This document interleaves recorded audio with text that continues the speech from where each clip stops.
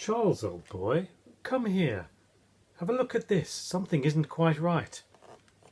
This painting is a fake. What? Impossible.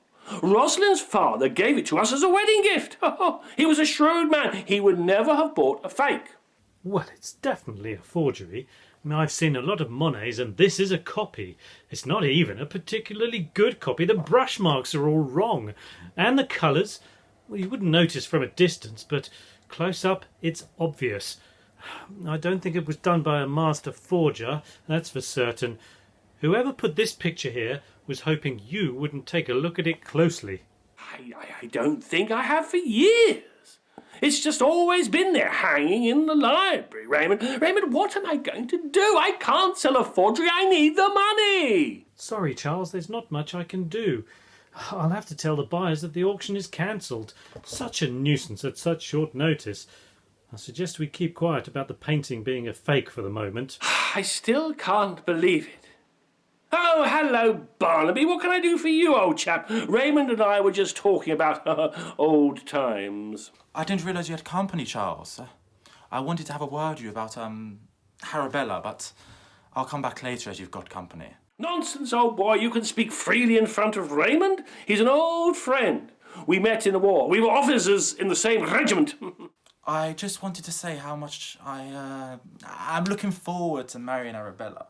I'm so glad that my mother approves of the marriage. Your family's reputation is top-notch.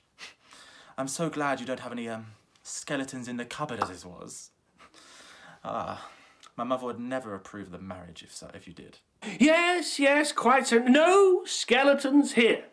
Well, chaps, I think we all have things to do. Raymond, use the telephone in my study if you need to make some calls. I'm going to have a walk in the garden. I need some fresh air. Martha, come here, girl. I want to work with you. Mrs. Evans says you've been making threats. Whatever you think you know, you do well to keep quiet about. I don't see why I should, Mr. Simmons. You can't tell me what to do. You're not so white than white yourself. I knew you'd be trouble the minute I set eyes on you. That's it. You have to leave this house. You give me no choice. But I don't want to leave, Mr. Simmons. I think there's some things that need saying.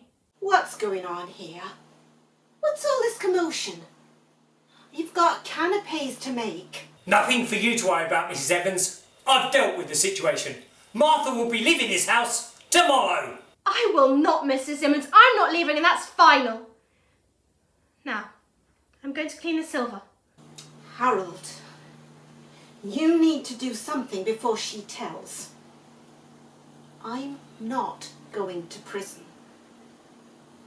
If you don't do it, I'll have to do it. Mummy, I want to talk to you. It's about Barnaby.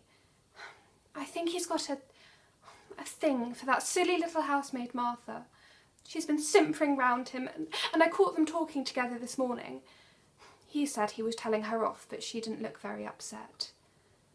Oh, Mummy, I do hope she hasn't turned his head. Arabella, don't get yourself in a state. I'm sure Barnaby wouldn't be that stupid, although we all know what men are like, and I don't trust that housemaid an inch. I think she's been snooping in my room. Mummy, she needs to go. Just get rid of her. I won't let anybody take my Barnaby away from me. I won't stand for it, I tell you. Don't fret, darling. I'll talk to your father. Although he's always had a soft spot for the girl, so I might have trouble talking him round. If he won't get rid of her, then I will. I'll do whatever I have to marry my Barnaby. Nothing is going to ruin my happiness. That girl has to go. I'm going to my room for a lie down. I'm not going to be treated like this any longer. All these high and mighty people treating me like dirt. All with their own little secrets. Perhaps I should start telling. Oh. What are you doing?